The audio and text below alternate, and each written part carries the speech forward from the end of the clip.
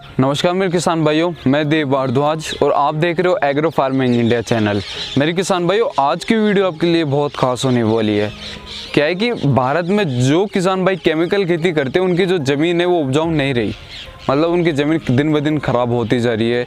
उनकी जो ज़मीन में जो जीवाणु की संख्या है वो एकदम ख़त्म होती जा रही है। तो इसका क्या उपाय है और ये किस तरीके से इसको रोका जा सकता है और किस तरीके से अपनी ज़मीन को उपजाऊ बनाए, अपनी ज़मीन के अंदर जो जीवाणु की संख्या है वो किस प्रकार बढ़ाए।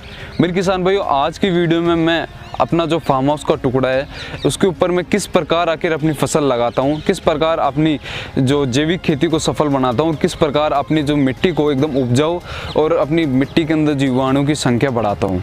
मेरे किसान भाई, जो आप ये खेत देख पा रहे हो, ये 1 एकड़ का खेत है। यहाँ पे जो 1 एकड़ के खेत के अंदर हमने ये वर्मी कंपोस्ट वगैरह ऐसे डाला है, जगह जगह पे ट्रॉली डाली है वर्मी कंपोस्ट की। मेरे किसान भाई, मैं ये कहना चाहता हूँ कि 1 एकड़ के अंदर 2 टन वर्मी कंपोस्ट तो डलना ही डलना है। मैं हर बार अपने खेत के अंदर 1 एकड़ के अंदर 2 टन वर्मी कंपोस्ट डालता हूँ।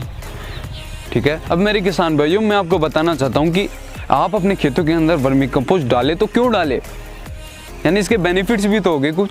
मैं किसान भाई बताना चाहता हूँ, जो वर्मी कंपोस्ट है इसके जितने बेनिफिट मैं बोलूँ उतने बेनिफिट कम है। जैसा कि वर्मी कंपोस्ट अगर आप अपने खेतों के अंदर बिखेर दिया, उससे ये होगा कि जो आपकी ज़मीन होगी एकदम भुरभुरी टाइप की होगी।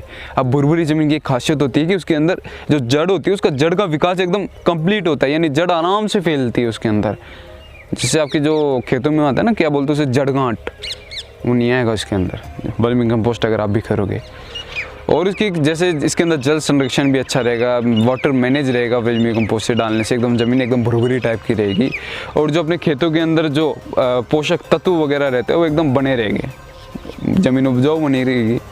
और ज़मीन को जो मुख्य पोषक तत्व ये सब चाहिए वर्मी कंपोस्ट के अंदर भर भर के पड़े है।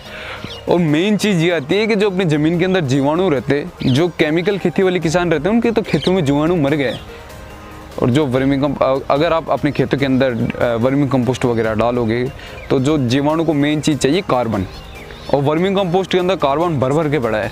और वर्मी कंपोस्ट अगर आप अपने खेत के अंदर बिखोरोगे तो जीवाणु की संख्या भी बढ़ेगी और जीवाणु को कार्बन मिलेगा, जिससे वो डेवलप हो सकेगी अपनी ज़मीन के अंदर।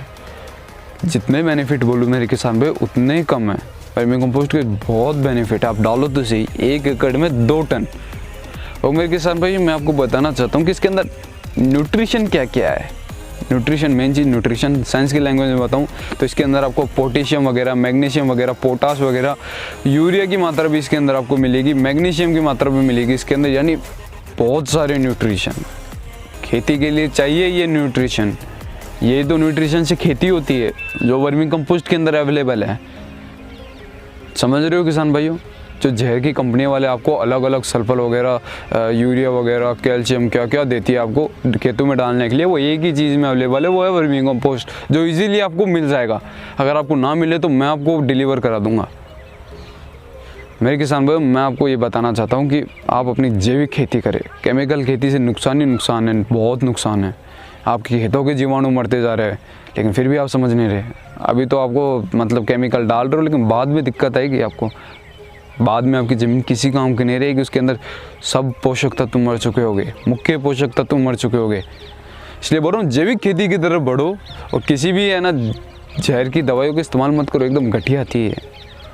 मेरे किसान भाई, अगर आपको मेरी वीडियो अच्छी लगी तो आप मेरी वीडियो को लाइक करें, शेयर करें, सब्सक्राइब करें, बेल आइकन जरूर दबाएं। जय जवान जय किसान, वंदे मातरम।